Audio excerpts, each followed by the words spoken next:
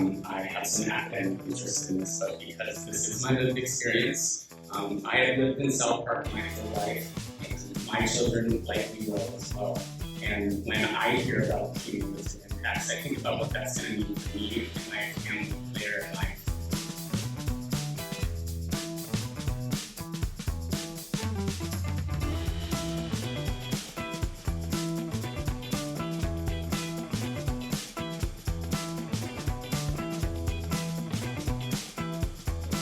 Organizations at our annual Members Summit in Ellensburg, where we build together, strengthen our coalition work around climate and environmental justice and a just transition. So I'm just here to introduce a bit about our program today. We're going to hear from one of our member organizations, Juarez River Community Coalition, Paulina Lopez, Jamie Hearn, and Poulsen. They're tonight's co-hosts and a front and center coalition member organization. We're going to hear a bit from some of the front and center coalition staff, Esther and Nico Wedekind. We're going to hear from a partner organization, Young Environmental Law Programs, Zully. And we have some special guests tonight. Charles Zully, visited to town, a long-time environmental justice leader who's at the EPA, and Zully Juarez, who's from the Just Solutions Collective, a national BIPOC-led climate and environmental justice policy organization. So we're really grateful they came to town to make tonight's event possible. Before we jump into the program, I just want to set a little bit of context. Front and Center was born out of the power and possibility of frontline communities advancing a just transition in the economy, in the way we steward the well-being of people and place towards what we really need. And there's plenty to be done on that front, whether it's finding new ways to meet community needs, passing or opposing policy, or exposing threats to community health and well-being. Ultimately, we see this as a project of shifting what's politically possible. And today we're going to talk about the gap between what frontline community organizations experience and the regulatory frameworks that we have in place to protect our health and what we can do about it. It's important for me that we can start the conversation not in the context of just what we know, but also what we really need. And in a just transition, we recognize that our communities have a right to meet their needs, whether those needs are clean air, clean water, healthy soil, energy to heat your home, transportation. And it's important because understanding these rights are not given and taken away by policy. They are only violated. In fact, they only need to be asserted as rights when they are violated. We didn't need the idea of rights until they were infringed upon by the extractive economy we know and we come to consider business as usual. Before our rights came to be regularly violated, they were simply exercised. They were customary rights. And it's important to recognize that indigenous knowledge and traditional environmental knowledge and practices here and in most places in the world ensured these customary rights for thousands and thousands of years. So I said we're going to talk about regulatory frameworks today, and I want to acknowledge that a regulatory framework is ultimately not the same as a rights-based framework as I just described it. Regulatory frameworks aren't set up to guarantee our rights, not our rights to clean air, water, or healthy communities, but rather they establish how polluted our communities can be. And by talking about regulatory frameworks today, we don't seek to legitimize that idea that admittedly allows harm and try to measure or how much hurt we can survive. But we also acknowledge that this just transition we talk about is in part navigating the contradictions of the governance system we have and the governance system we ultimately need. It's frontline communities seeking to exercise their rights, and in doing so, both stop the harm that exists and create what we really need. So we hope today's conversation can be a turning point to use some of the tools we have today, like permits on pollution, but also build methods that acknowledge the reality that communities experience and provide new tools to say no more harm. And of course, this is only one part of Front and Center's larger strategy for a just transition that includes equitable governance work, self-determination, moving resources, and things like energy and transportation justice and more. So, with that said, I want to turn the microphone over to Paulina Lopez, co-host for tonight, who is a Front and Center Community Council member and Executive Director of Duwamish River Cleanup Coalition, to tell us a little bit more about her experience and how Duwamish River Cleanup Coalition is working to protect the rights of its neighborhood.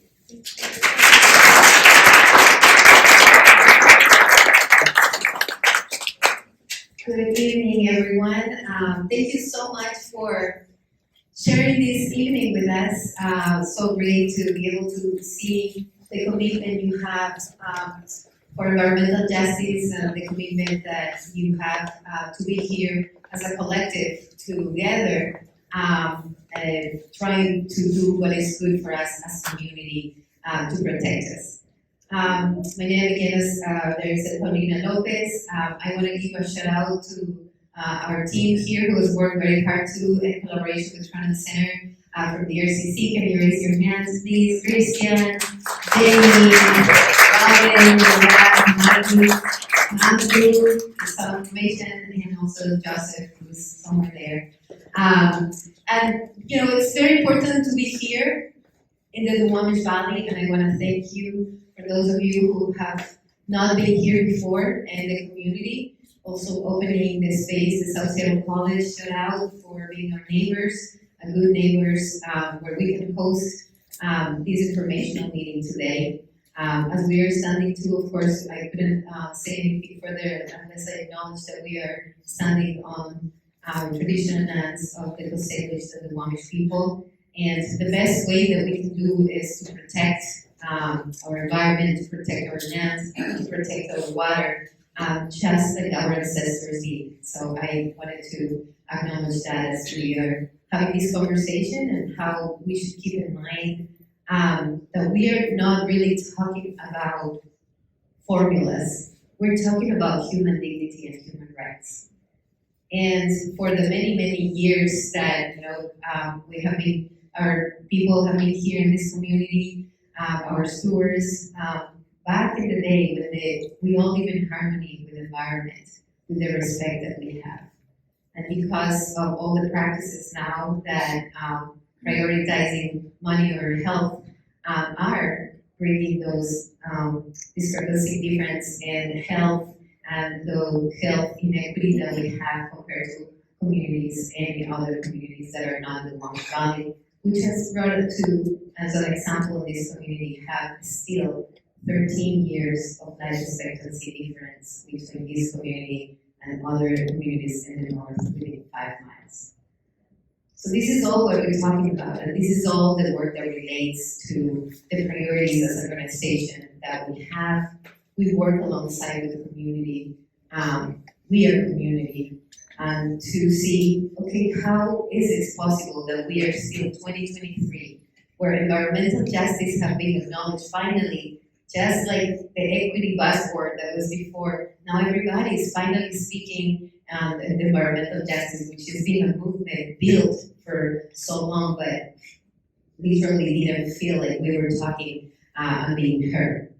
So right now that we are talking about it, all we want to is to design that pathway that really will break those gaps in health for the people, for the protection of our community. We are in the Georgetown side of our coalition, and our organization mostly does the work in South Park and Georgetown, so this community is very important. We have the same realities of impact in environmental pollution. We demographically, we're different. Majority of people of color are on the South Park side, but our realities and impact are the same. We are divided by highways. We breathe the heavy air from airplanes. We don't have the access to space, the green spaces that other communities do. And we live next to a Superfund site. Our beautiful river that has been here from time immemorial is still a Superfund site. And we are communities living next to it. So when we think about all these cumulative impacts that we have and our children, that we have majority children of color here in the King County, and youth of color, all we want to do is have better health protective measures and policies that would help us thrive in the community and that would help us continue living in a way that other communities do. So our work reflects on what we do as a Montreal Community Coalition. Where our youth, when we all go out, we have a very substantial youth program, youth leadership called the Montreal Youth Board. When we are out, it is heartbreaking to explain why is this difference happening. And they themselves ask, why do we have to have a river in the hottest months of the year and we can't swim this Paulina? Or why do we walk around with this smell? We see fires next to us. Looking as we speak last week, there was a fire right in front of us, in front of our office. Why is this still happening? And why is water industries allowed to still do this and not being taken seriously, knowing that it's impacting not just for the fire, but because of everything else that I have mentioned. All we want to do is work together and with you all support, bring what we deserve to give our youth, our children, a better future. And the legislation that we need to have, and the laws that we need to pass, and most importantly, the collective knowledge and use what we know that is going to work in having better habits, better ways to steward our environment. So I think, I hope that tonight we will all be learning together what are different ways we can do this, how we have been studying hard where the options that we could have to have a better environment, better respect for our human health, our human rights, and we can do it by ourselves unless we join those who have been here impacted for years and years. So thank you again for having us, for coming here, for Front and Center to join these amazing efforts. And if you want to know more about our organization, we have Mamadou there with more information on what we do, with some collateral to share, some maps that are a great way to understand where the Duwamish Valley. We're still Seattle. We're still City of Seattle, even though we're treated very differently. And so, yeah, join us, and thank you so much for being here with us tonight.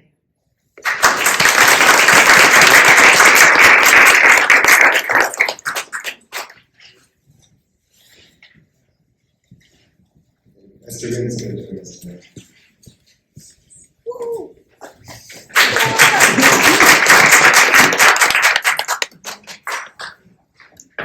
This or this? This. Okay. Usually this is a pretty struggle with Teaching my classes, the technology. Then I created the map with Front and Center, so there's that. So I wanted to just talk a little bit about cumulative impact and its framing, and especially because so many of us have really, I'm sure, heard that our zip code is such a good predictor of our health rather than our genetic code, right? There's so much depth and so many layers and so much complexity in that. And so many of the unjust policies and all the root causes, which causes these harms, like we've witnessed it, we see a lot of it in our neighborhoods, in some neighborhoods more than others.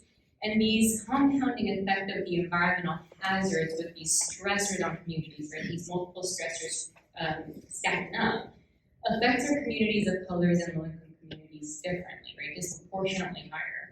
And as research has shown time and time again, hazardous waste sites are disproportionately placed in communities of color. Air pollution tends to be higher, water pollution tends to be higher. COVID impacted us differently, right? Ended up being the great exacerbator. And on top of that, you added those upstream determinants of health and poverty and all these other things. And so these cumulative impacts and burden on the communities end up costing people's lives, right? Their health and their lives, where, like Paulina mentioned, shorter life expectancies that are actually measurable, not just days, but years. And so the last decade or so, in the last several decades, really researchers and practitioners have been trying to describe these cumulative impacts and burden and these multiple stressors and be able and try to communicate that. And so one of them, which many of you might have seen or heard about, is environmental justice mapping tools. And for example, other names you might have heard that does a similar model to convey the cumulative impact is the Climate and Economic Justice tool, Cal Screen.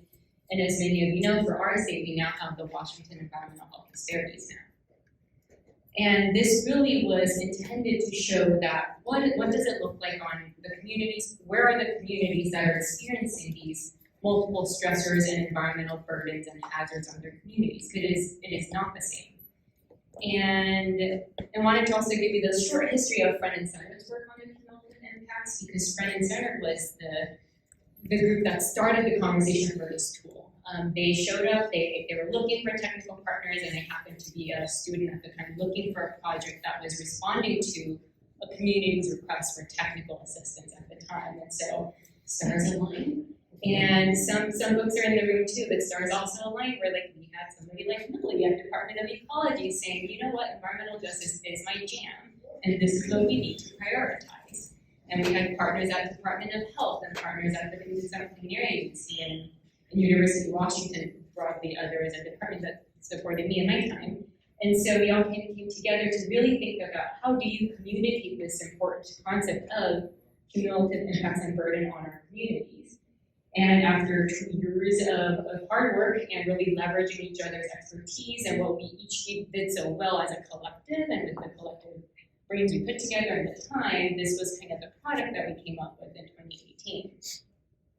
And so fast forwarding a little bit, 2019, we, Front and Center proposed the HEAL Act initially, and they got a budget proviso to support the environmental justice task force. And so between 2019 and 2020, the Environmental Justice Task Force met with Front and Center holding community listening sessions to kind of parallel.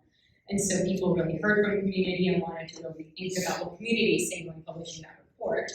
Published a report that had a bunch of recommendations that was codified into law through the Healthy Environment for All Act, the HEAL Act.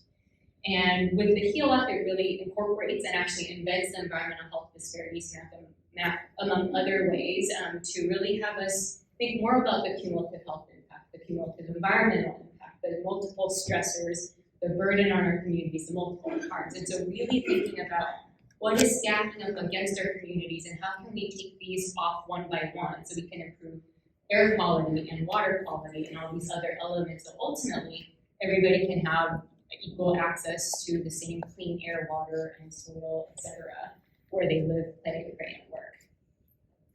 And so with that short intro, I wanted to pass the mic over to Charles, as you all know, have done so much work and spent so much dedication into the environmental justice movement for his entire career, and consider him a mentor of mine, and he picks up my calls or answers my emails, and I get very thrilled. And so I'm excited to have him here in person with us. And so with that, I'll pass this over to Charles.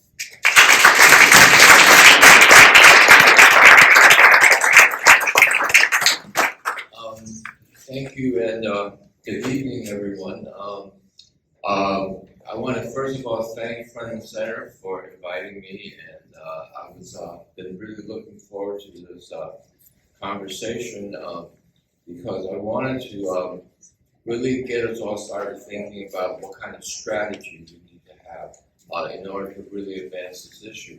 But before I do that, I want to call out two of my colleagues from US EPA, Marcus Poulsen and Emily Wedekind, so back there. They were very eager to come here tonight and be part of this conversation. So let me just start with some very basic things. Both Paulina and Esther really gave a great introduction and background to what is this idea of cumulative impact. So next slide. Actually, you can use the keyboard. I'm sorry? The keyboard. Okay, okay, I can do that. Yes. Great. Okay, so, I think everybody knows what cumulative impact is. Is the environment that many of us, particularly those of us that live in overburdened communities, that's our environment. This is a quote from the Chicago Department of Public Health. And this is another really important thread of activity that we should all be following, because they just did a cumulative impact assessment for the city of Chicago that was citywide, growing out of a permit decision where they deny a permit that's a scrap metal recycler from relocating from a prosperous north side of Chicago suburb neighborhood to the south side of Chicago. So basically, it says that we're all exposed to pollution from air, water, and land, and these add up over time.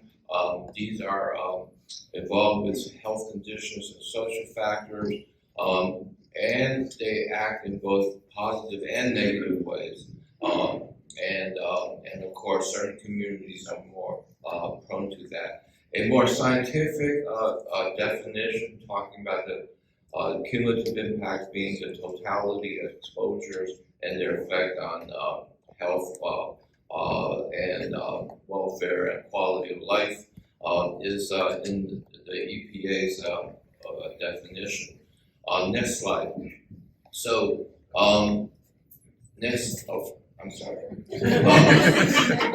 So what do cumulative impacts look like? I put together a series of pictures from a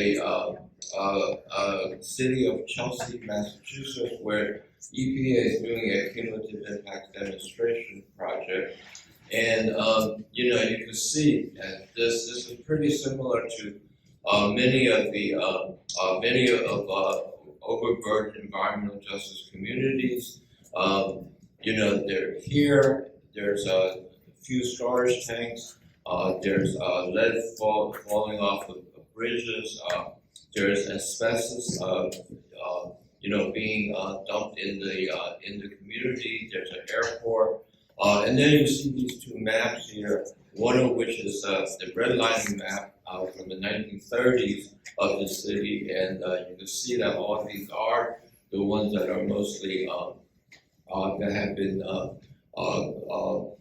graded the most at risk for loans and essentially disinvested in. And if you overlay that against this other map here, you will see this is the map of sea level rise, where all these few storage tanks are located, and you can see that this is not just something that involves the past and the present, but also future impacts. So these involve multiple stressors: pollution, health, climate, social, and quality of life factors. They involve social determinants of health, and there's a real relationship between how these impacts are concentrated and how they're distributed in terms of benefits and burdens. So this slide is meant to show that the idea of cumulative impact, and Esther talked about the health disparities map in the state of Washington, has been something that the environmental justice movement have been working on for many years. And they have in fact had a big impact on public policy already. And this has to do with the way that cumulative impacts have been used in influencing the allocation of resources, going all the way back to California's counter-viral screen, and similarly, in a very different way, EPA's EJ screen. And this led to a number of laws on the state level, starting with California, to Illinois and New York, and several others now, including the state of Washington. And then at the federal level, in terms of the Justice 40 initiative, where the 40% of a set of federal resources, climate-related, climate and environmental related, should benefit communities which are disadvantaged. So to put this into a more kind of conceptual context, this is a graphic from my article article in the Environmental Law Reporter where I talked about, in the context of environmental justice, you have a continuum of a continuum to describe the kinds of analysis, the data analysis that's going to be needed to support different decisions or different types of decisions. So I talked about how this has been already taking place in a significant way in terms of allocation of resources and how program resources can be prioritized. It is this green space that's marked off in this graphic where is really the challenge, and that is to address the issue of cumulative impacts in the regulatory context, and decisions related to permitting, rules, cleanup standards, etc. And so this is just a more detailed depiction of this in terms of the kind of tools and legislation that's emerged, and in terms of the tools on the bottom left, Cal Screen, the Washington State Health Disparities Map, the Council of Environmental Qualities, Economic Environmental Justice Screening Tool, and more recently, the Centers for Disease Control's EJ Index, which is a national version in many ways of the California map. In the regulatory space, starting in 2008, Minnesota passed the first cumulative levels and effects statute and developed a protocol to implement that. New Jersey's landmark cumulative impacts law and regulations, which passed in 2020, and the regulations were promulgated this year. And then another thread that I think we need to follow, which is the Chicago Department of Public Health using health impact assessments to start to inform permit decisions. And so I want to conclude by just talking about New Jersey's landmark cumulative impact law and regulations. And Deric mentioned to understand the kind of regulatory frameworks that we need to start thinking about in order to really make progress in this area. And so what I think stands out in of all the laws that's been passed around cumulative impact, and there are probably around 15 or so that are either passed or under consideration across the country. I think 6 or 7 of those that focus on permitting. The laws in New Jersey and New York really stand out. And the reason is because they have as their legislative goals this idea of equity, that no community should bear a disproportionate share of adverse environmental and public health consequences, and that it is in the state's interest to limit the future placement and expansion of such facilities. Those communities which are already overburdened should not be taking on more so. And the regulatory structure by which they come at this is to first of all define what overburdened communities are, and that was done by statute in terms of those communities which have a certain percentage, 40% community of color, low English proficiency, or low income. There's a certain set of facilities which are covered. There are 8 of them, and they're listed here. And then they set of baseline environmental public health stressors, which are 26. I can go into more detail about that, but for sake of time, we just need to note that. And then they figure out a way by which they compare there's an application in the community that's already overburdened. They compare that with non-overburdened communities, and they determined that, figured out a way to combine them, and then determine whether or not there's a adverse cumulative set of stressors. The New Jersey law states that if it is, if that kind of situation exists, unless there's a way to avoid these disproportionate impacts, that the state DEP is mandated to deny the permit.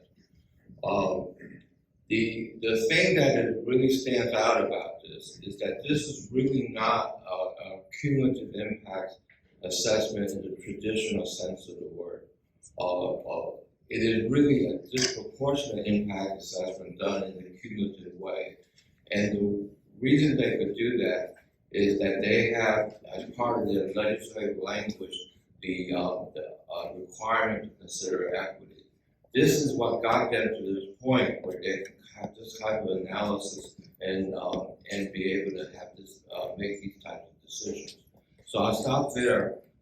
There's a lot here, but I just want to lay that out in terms of how we think about, or you can start to think about what you need to have as far as the direction for legislation around cumulative impacts. In most of the statutes or the bills that are being proposed, there is no direction at all. And therefore, most of the states are really floundering as to how to address this issue.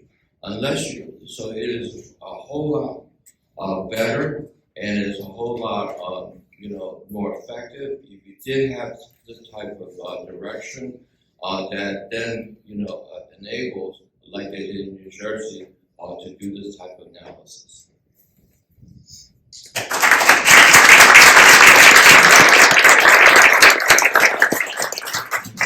Thanks so much, Charles. And thanks to Esther and Paulina for getting us going. I'm going to invite Zully to come up. We're just going to bring up our panel to continue the conversation on this topic. So welcome, Zully. Hi, everyone. Thank you for the panelists for not only grounding us, but also giving us content for this panel. And thank you to Front and Center for inviting me. Coming from Los Angeles, it's really nice to be a community here, as I'm very well aware that EJ communities are also impacted in LA in multiple ways. So as we heard a little bit about cumulative impacts, I kind of wanted to cue up a little bit more on national innovation. So just to get us started, at the local level, community-based organizations have successfully fought against environmental threats to their health and safety. These victories have propelled system-level change at the state level. And due to this advocacy, state-level environmental justice policies continue to gain momentum, leading to several states establishing task forces, commissions, and offices to address disproportionate human health and environmental impacts of their programs and policies, and in some cases incorporating environmental justice principles into the legislative and regulatory processes. For example, according to the National Conference of State Legislators, in 2021, at least 150 bills related to environmental justice were considered across the country. And as we heard Charles mention, recently we've seen states like New Jersey pass the strongest environmental justice law in the nation in 2020, becoming the first state to enable the state environmental agency to deny a permit for a facility that would cause adverse environmental or public health stressors to an overburdened community. And shortly after, we see New York pass a similar law to that of New Jersey. And with this momentum, the question is, how can the innovation from different states then apply to Washington? Today for our panel, our goal is to broaden and deepen,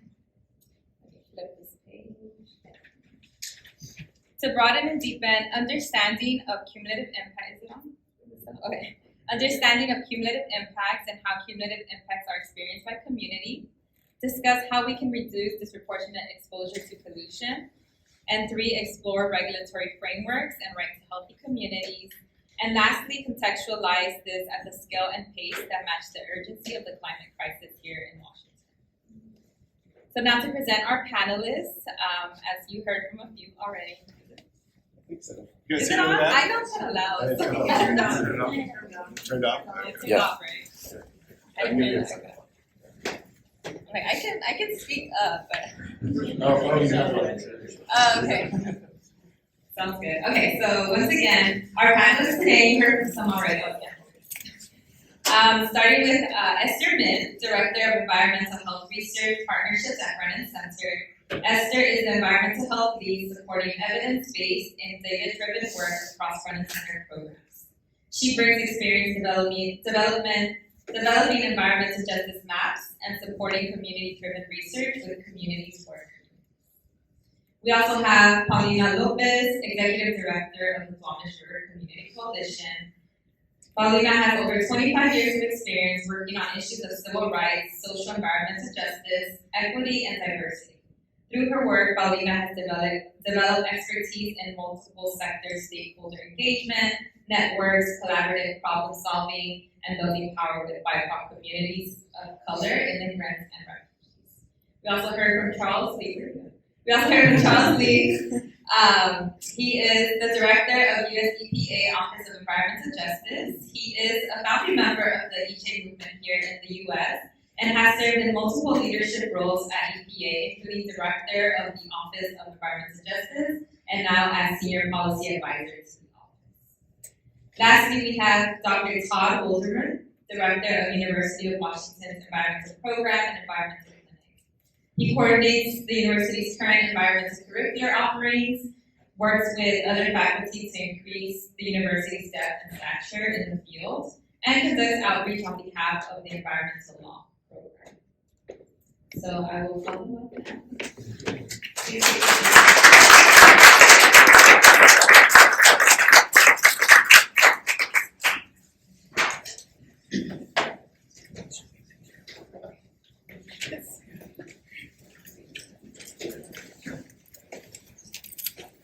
So I'll start us off by asking the panelists a few questions, and that will open it up to questions from the audience for the last 10 minutes.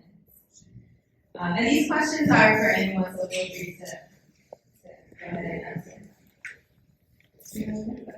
So for the first question, what does it feel like to experience cumulative risk for pollution? As a few of you already described. And how is it currently accounted for or not in the policy or health systems in Washington State or elsewhere? And if you can share some examples. Thank you. Can you hear me? Yeah.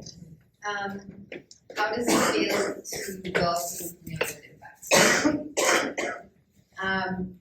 It's, through living in a community that has multiple stressors, sometimes it's really hard to understand where to start for doing the work that we do.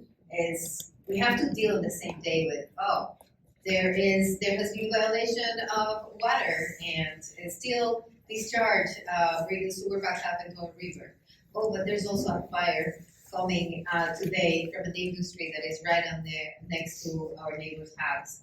And it's also, having to deal with our kids who have the highest asthma hospitalization rates. It's hard. The work that we do is hard, and people sometimes don't even understand those intersections and why we need to be talking about all these things that impact one person and that is really directly impacting in their day-to-day life. We have been looking as an organization, always think about the root cause of everything. Why does Sophia have asthma? Oh, because she lives in a community that is surrounded by industries that she can't breathe healthy air. Why does she live in a community that has unhealthy air? Oh, because that was the only affordable place that they could have. Oh, why is this the only affordable place it could be? Oh, because of the zoning and redlining that we have been exposed to. Why have they been exposed? So this is the circle and the things that we live through every day. And it's very hard for us to understand where really we can make a difference and turn that curve.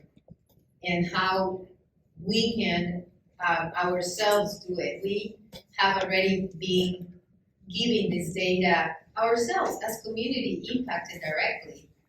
We have the story to tell, and now it has been corroborated with data. And it's wonderful to have tools like health impact assessments that we have been doing, and also, they have the health disparity maps. But in the meantime, why is that nothing changing to the pace that we still are exposed to all these things as we are speaking right now? When you leave this campus, you could see there's 24/7 industries operating. We're all for jobs because we need them. We live in a very, very expensive city. So we are supporting that. We're not saying shut all those industries. But why is it that we cannot have good neighbor industries that are why are they being allowed to operate when they're not doing the right things? Why do we still have to ourselves report this pollution? Why is the government not taking care of us? Who is taking care of us? But ourselves is what we say all the time. So this is what it is to live in a community exposed to cumulative impacts.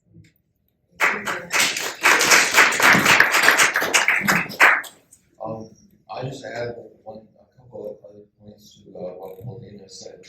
In the health impact assessment that Chicago Department of Public Health did around Stratton Federal Recycling Plant, one of the things they pointed out with mental health was the importance of mental health, and that didn't just it wasn't just the stress of having all these environmental stressors and ill health. It was the stress of not being able to have a say in what your community should look like, what you want to have in your community. Because I think ultimately cumulative impact is not just about trying to take into account all the negative stressors, but it has to do also with, what the community wants to see as its future. And so it's really both of those things combined.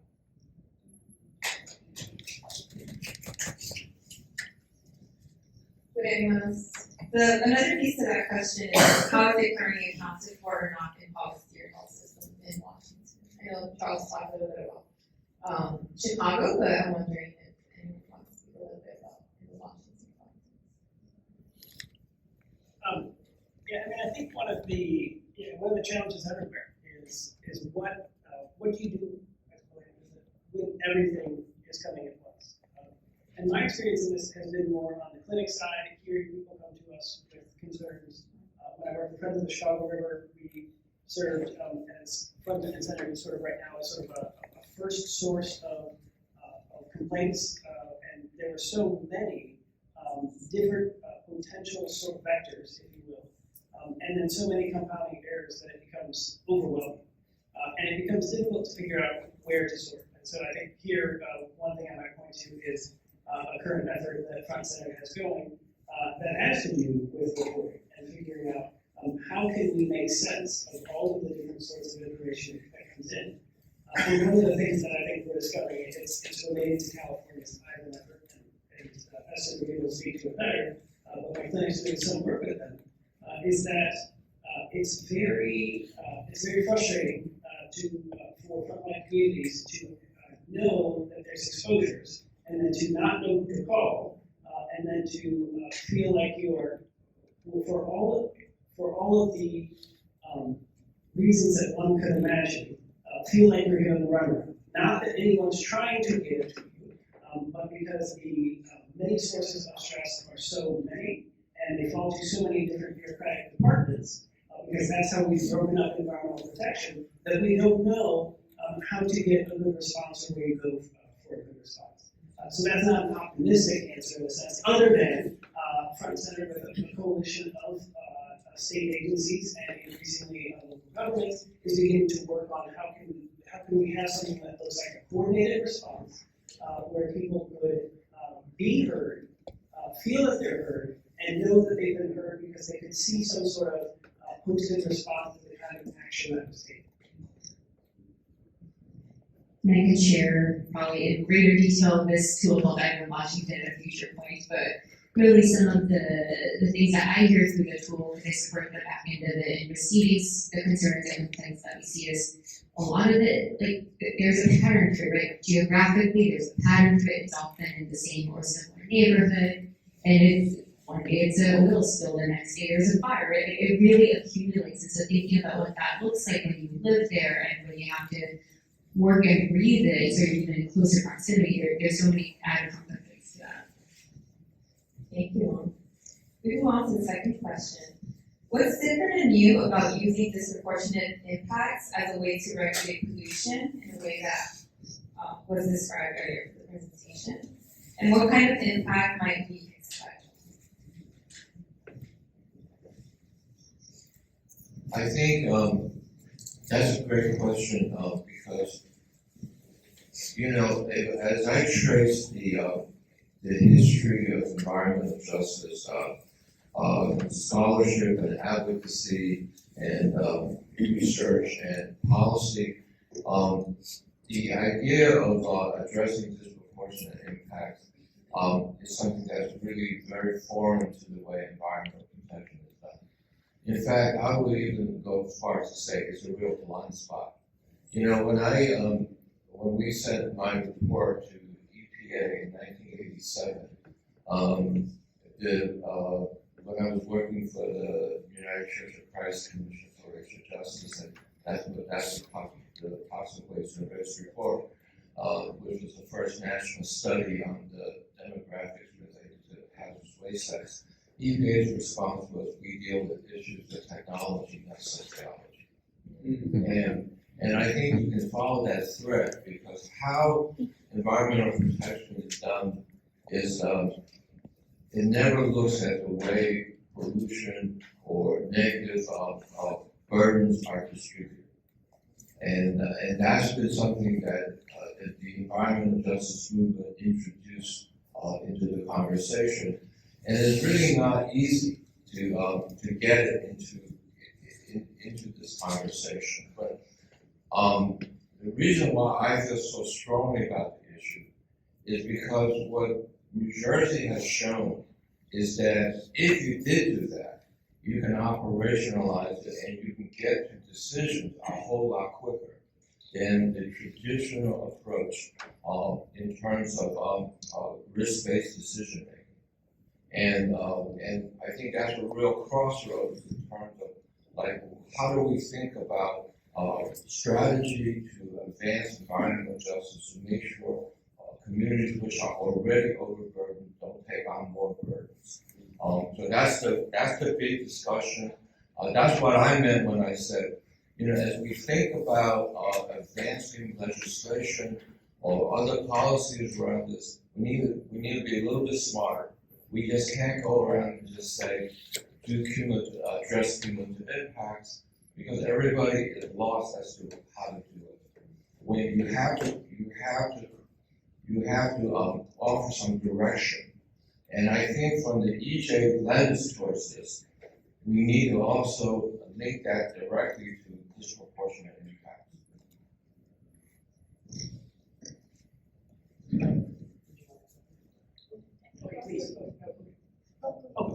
May I just have the question again so I'll make sure I answer it? That's the professor problem. Yeah. I'll just say stuff.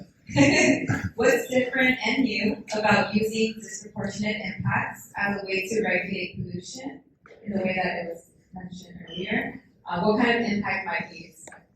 Yeah, thank you. This is the main thing I have to say enough. You can expect a good impact, and so let's do it. That is the big thing. New Jersey and New York have led the way in actually showing us how this can be done. And I want to say this kind of thing is possible. As somebody who's taught environmental law for a number of years, one of the frustrating things that you have to tell students is there's no law to apply. You can tell them there's an executive order. You can tell them there's a lot of good policies. You can tell them there's funding. You can tell them there's all the things that are on the lower left hand of Charles's picture. But you can't tell them there are any regulations. You can't tell them there's any hard law to apply. And it feels like we're finally getting past that. And it feels like there might be law to apply. In New York and New Jersey, they've got law to apply. And we could too. Number one, it's possible because it's within the law. This isn't anything that's like somehow strange that the legislature couldn't do. Your legislature, with enough pressure on them, could very much do what New York and New Jersey have done. There's nothing special about those states. At the very beginning, at the top of the hour, we had sort of a mention that, hey, we're going to talk about regulation and not about sort of a rights-based framework. And it would be lovely if the state of Washington had like an environmental rights amendment, as some states do, New York most recently, Montana and some others. But we don't need it. It's not like there's something special about these other states where they have something unique in their constitution that allowed them to do it. We can do this. What could it do? It could actually allow you to say no, or it could allow you to say this has been enough for this place, and this place doesn't have to take anymore. Right now, we can't do that. Right now, we can say, does it comply with all of that, this permit, that permit, those conditions? If the request comes in for a particular permit and you comply with the conditions, and it's not going to violate, for example, if you're looking for an air permit, if the issuance of that air permit would not immediately violate some health standard where you are, health-based standard, then you can issue the permit. But in New York and New Jersey, what they've now said is, well, it would meet that standard, but this place has already got too many permits. What is a permit? It's a permit to pollute. It is society's permission that it's okay to put more of this thing in our collective space. And what New York and New Jersey have said is, in some places, if we looked at it in a narrow lens, it would be okay. But if we look at it in a bigger lens, this group is already taking on too much of the burden. The last thing I'll say is, it's not totally new in Washington. I feel like I always want this point to land harder with my students than it does. But we have this one provision in our recent Climate Commitment Act. Not everything in that act is something that everybody loves. But we do have one spot where it says, here are areas that are overburdened, and they need to be cleaned up. And they need to be cleaned up to one of two standards. Either a traditional health-based standard, or as good as their neighbor, whichever one is more protected. And that sets a new course. What that says is, it's no longer good enough to have an abstract standard. If there is somebody next to you who's doing much better than you, then it turns out we are going to ask basically this area to clean up to as good as their neighbor, no matter what the sort of, in this case, air pollution standard is. Those are interesting new values that are being codified where there will be law to apply, and we can do it here.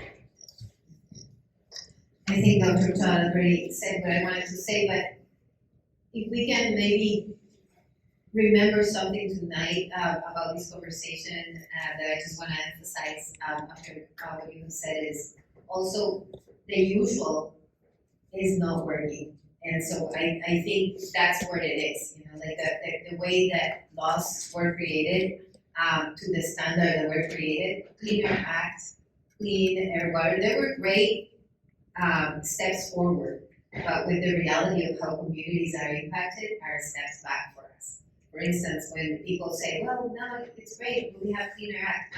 Sure, but it is not protective of what we need and what we see in the day-to-day.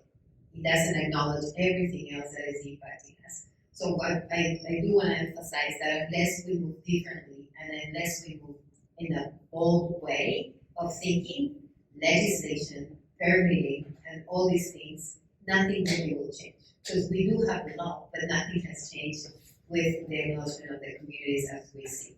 So I just wanted to emphasize it. It's that concept of like, why are we going to concentrate on these communities where they're the neighbors? Because once these people that are the worst are better off, everyone will be better off. But the way it's been working is backwards. So I just wanted to say this. One last point I want to make is there's research now, and I've always felt that we haven't focused enough on this. That show that, as the number of stressors go up, the people of color or low-income population goes up. I mean, it's just so graphic. And so, the other point I President Biden's new executive order on environmental justice talks about the thread I think really kind of ties it all together is the legacy of racism, or other structural inequities, cumulative impacts, and climate change. And that I think really kind of begins to look at it, this issue in a lot more systemically, and I think that's why it's no longer definition of environmental justice is not just fair treatment anymore; it's just treatment.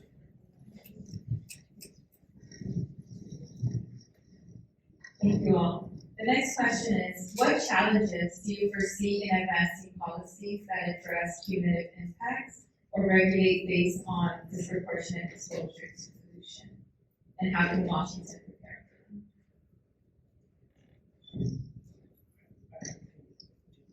As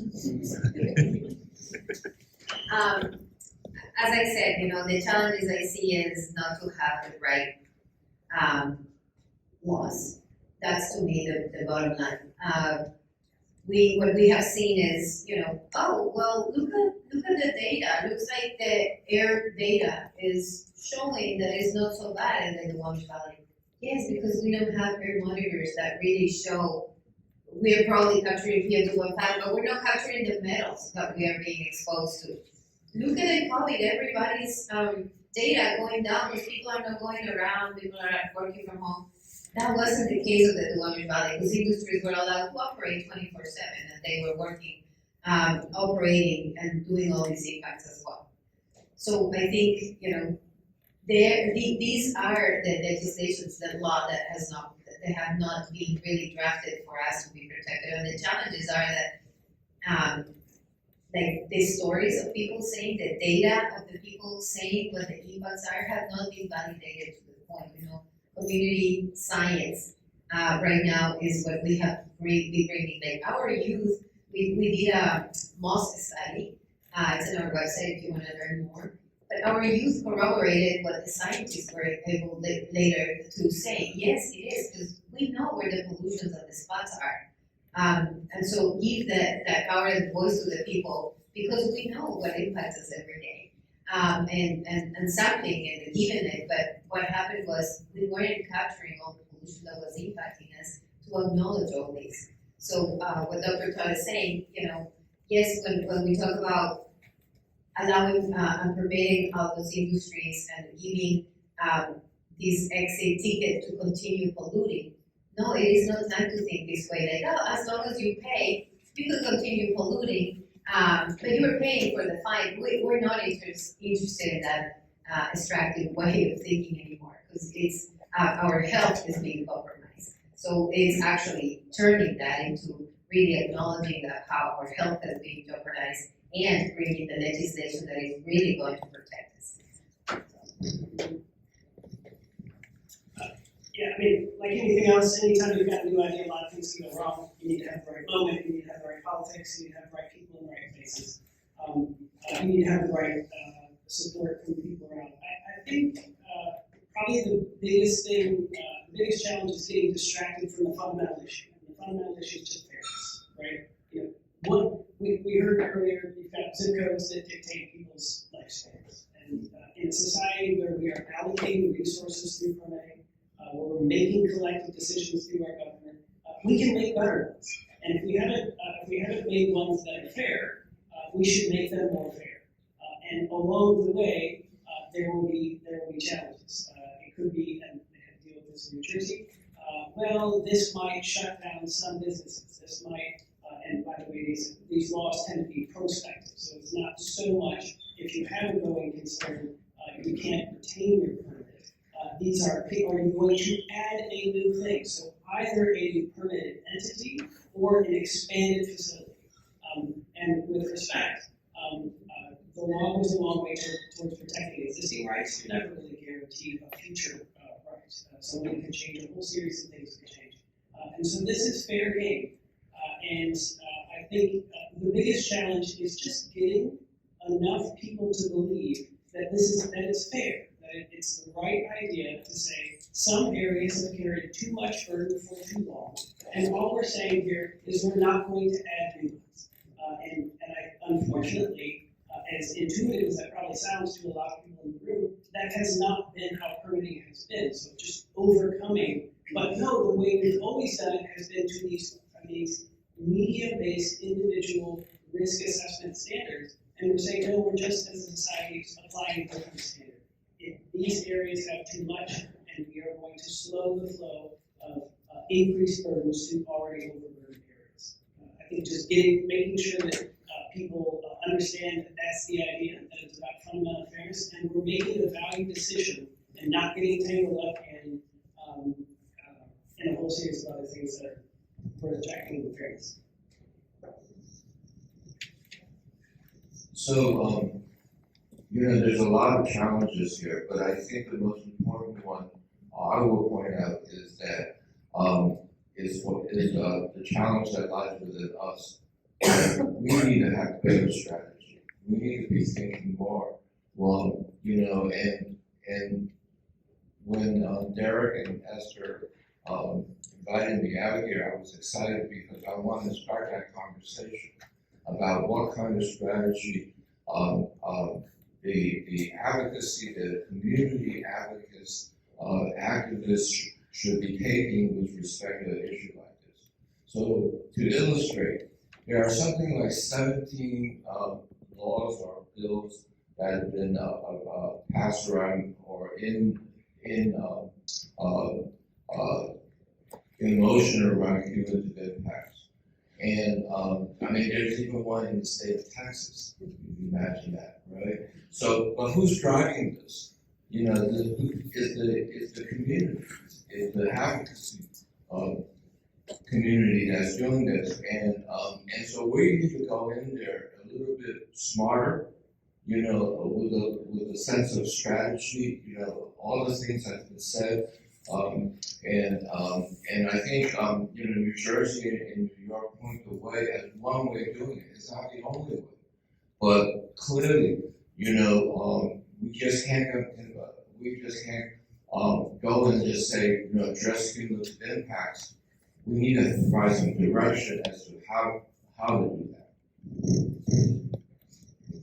I think that's the challenge, is so many of the terms that we're using now, like other places are using it, like just transition, environmental justice, cumulative impacts, and so really for a community to take the lead to define cumulative impacts and also demonstrate some of those strategies and solutions, including the needed kind of place-based solutions to really target these pollution at the source, right? Starting at the source rather than dealing with the symptoms later on. Like that expertise has been again, and research is now incorporating that. And so I think that's a challenge and yet an opportunity that we have in front of us. Thank you. And for the last question, I'd love to hear some from you all. What is your greatest hope for these new developments in the field of environmental justice?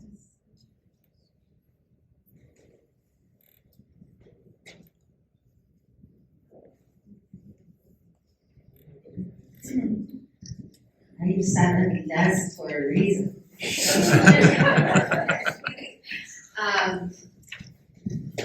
I have to do a disclaimer. Sometimes it's hard to continue with the hope.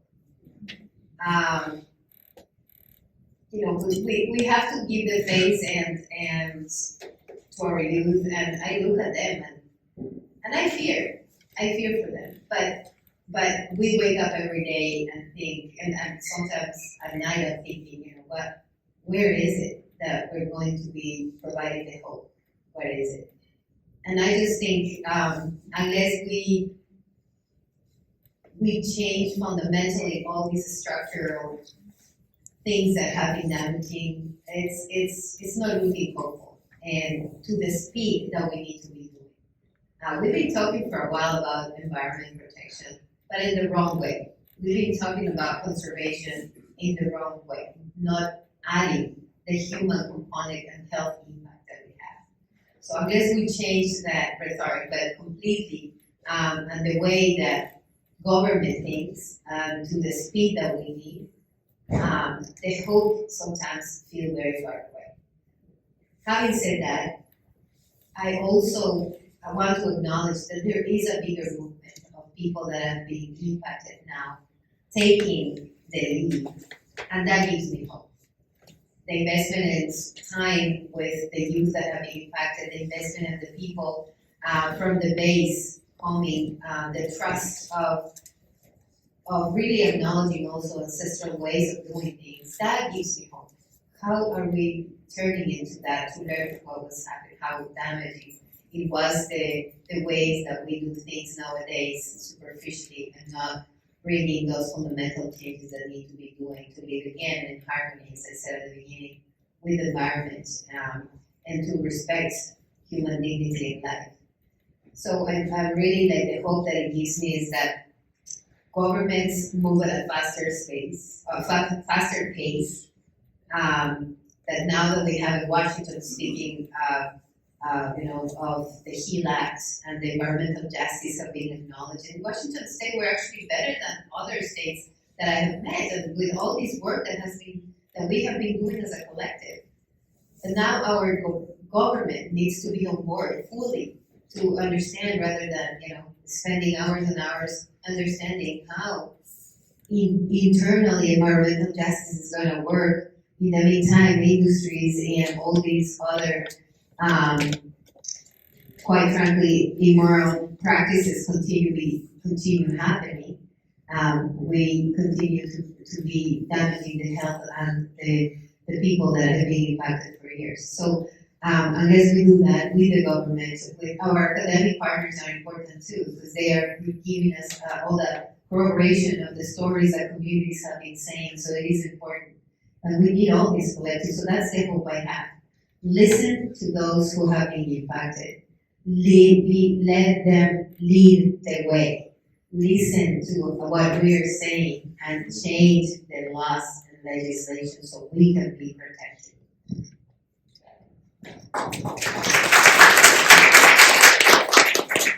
Okay, I'll definitely not do that as well. But I will say, let me just echo a couple of things you said. Because you mentioned partners, I'll say, it's super, it enthuses me quite a bit to see a bunch of people who are here. One of the rewards you get if you stay around teaching long enough is you see people you taught out in the audience, so thank you. And some people I'm still teaching. Yes. Also, we mentioned academic partners. It's great to see some other folks from UW here who have contributed to this research, as Julie and I see from Frontline. Who has funded work that we have done with Front Center. And so I will say that work is, I'm pleased to hear that perception from not inside the university that there are things that are being, there's great work being done to corroborate and contribute something useful, because that is something you worry about always in the university. Also, there's a lot of folks from state agencies, right? So I see policy, I see the Attorney General's office. And so I know we've got folks here spending their nights with us, wanting to know more about this. And so the pace may not be where everybody wants it to be, and all of the pieces might not be in place. But I'm seeing more and more people. I'm seeing more and more commitment. The trend line is in the right direction if it's not steep enough. And the last thing I'll say is one place there has been a remarkable trend line is in Washington's legislature. And so, since your question was about what's the hope in Washington, our current trend line has been good. Folks, including myself, sometimes in the work I do, necessarily because of the folks we represent, we beat up on agencies. Agencies can only do what the legislature tells them they're authorized to do. And so, as much as I often wish they might certain areas around the margins do more to do big things differently, they just need different authority from the legislature. And so the good news is that I sense a willingness, if the legislature will lead, and the legislature's trend line has been very good, that we can get things done. And it will take substantial efforts from the legislature to have bills that have impact to get the really sharp turns that we need.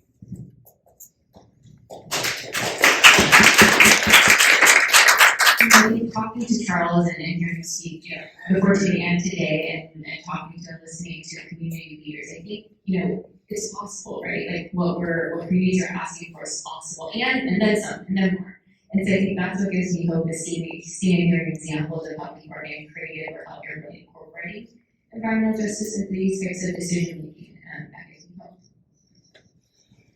So I will answer this by saying that when I first started working on issues of race, poverty, and environment, the name environmental justice didn't exist. There wasn't a name for it, and that was some 40 some years ago, right? And now we're in a place where this is really a mainstream issue.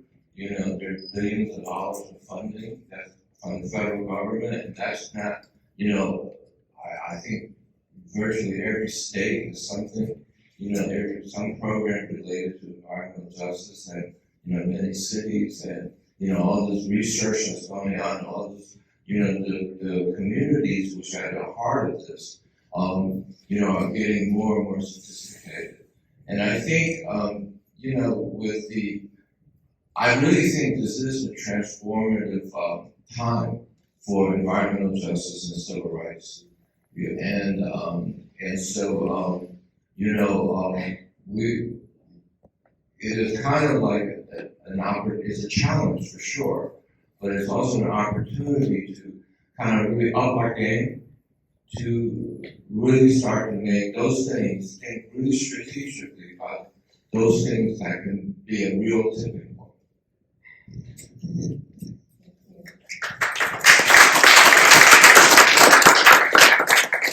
I'll now open the floor to questions from the audience. One or two. Or heckling. Heckling is welcome as well.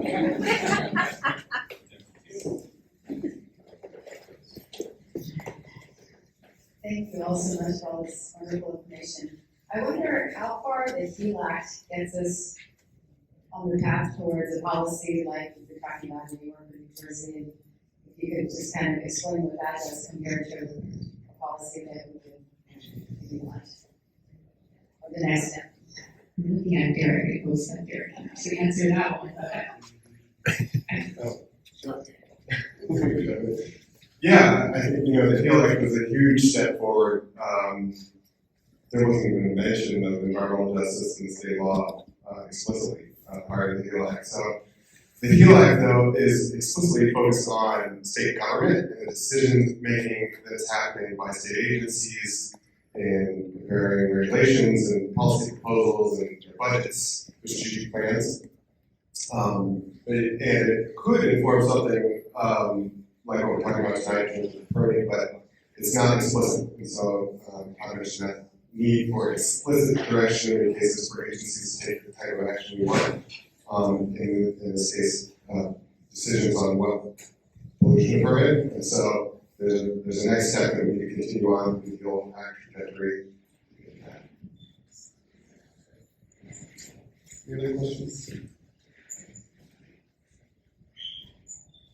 If not, then I'm going to invite. I have a question. Yep. So you talked about how New York and New Jersey actually centered equity that was meant to help them to stand out, and all the services that they are because they center equity. How do you guys think that would look like in Washington if we also center equity to be able to get to that level that they got to, using equity as the main priority?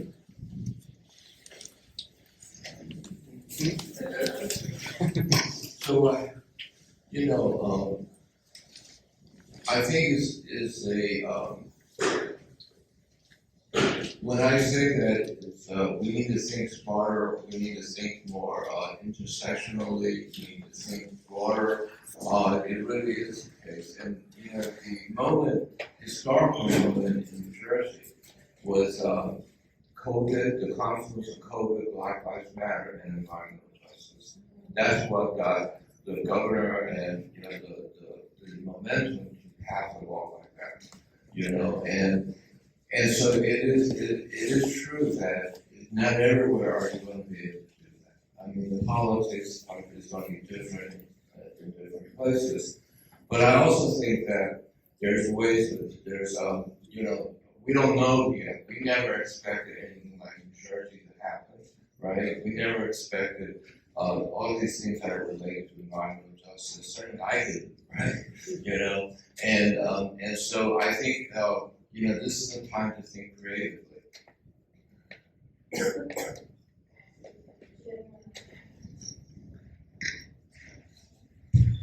Well, thank you all for your insight, and I'll close up the panel and pass it to Nico.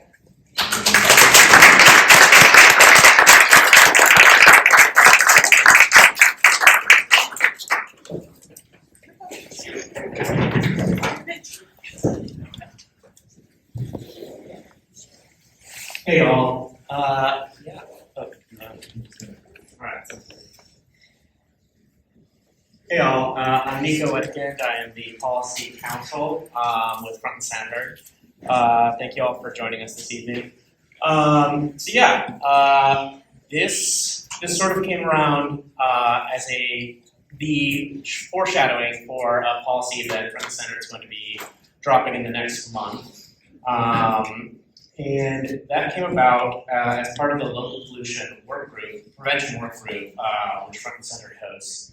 We've got a member here, Paul Tabayoyan, all the way out from Yakima, so thanks for coming out. We've also got Esther, who is the lead on the local pollution prevention work group. That then came, a suggestion from there came, let's look at cumulative impacts in Washington State. What can we do around that? That suggestion then went over to UW Law, where I worked with Todd, to start looking at that, researching that a little bit. Working Front and Centered on that, ended up moving over to Front and Centered and working on this a little bit more, researching these topics, and ultimately coming out to a policy, looking at what New York and New Jersey had done. So in the next month, we'll be dropping a policy that's looking at cumulative impacts, how to analyze those, how to detail that. In this policy, we'll be sort of speaking to requiring the analysis of a number of different public health and environmental stressors that are currently not being analyzed by or monitored by different agencies. It'll include a mandate to deny new permits that would increase cumulative impacts in communities and overt communities. As well as elevate community voices in the permitting process and centering environmental justice in that permitting process. We should have language on that in the next month, so keep on the lookout for that. We'd love to talk to you all about that. But in the meantime, I'd like to invite our partners from Georgetown Community Coalition up to speak a little bit on what this process would look like in their space.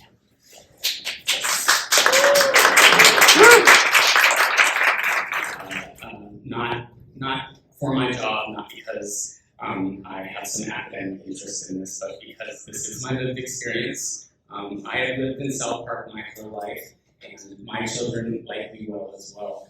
And when I hear about cumulative impacts, I think about what that's going to mean for me and my family later in life. 13 years of reduced life expectancy means that I might not get to see my kids get married. It means that I might not get the opportunity to walk them down the aisle or see their grandkids or share in their joys and their failures and support my kids the way that people in other neighborhoods, the way that my neighbors can expect to live their life and to see their children flourish.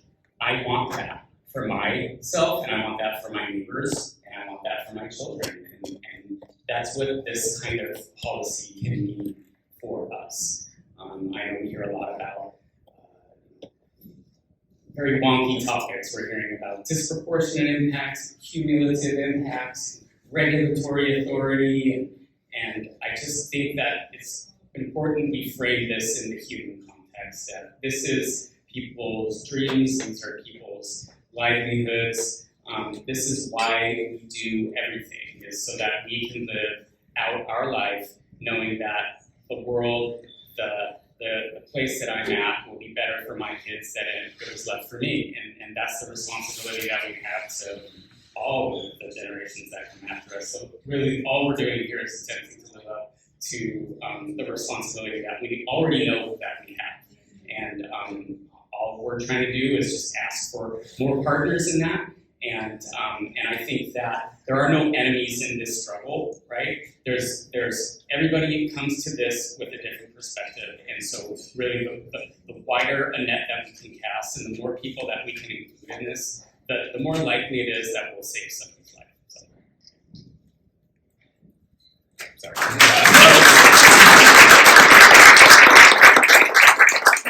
Christian really said it all. I think that we really see the Amish Valley is the way that current heating systems don't benefit us. A lot of times industries will violate a permit, they'll pay the fine, and then nothing changes. And what that means for our community members is that it puts our health at risk, it puts our lives at risk in a way that we shouldn't so eloquently share. And so the timing for this is really exciting. It's been a long time coming. The Amish Valley has been industrialized for over 100 years, and so community members have been living with the impacts of that for several generations, and it's the time to change that and make a real impact on human lives.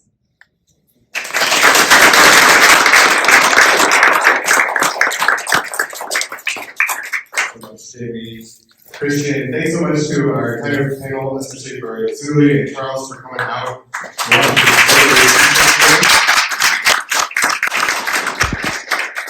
So stick around. I'm pretty sure there's still food out there. Yeah, I get a good sign from that.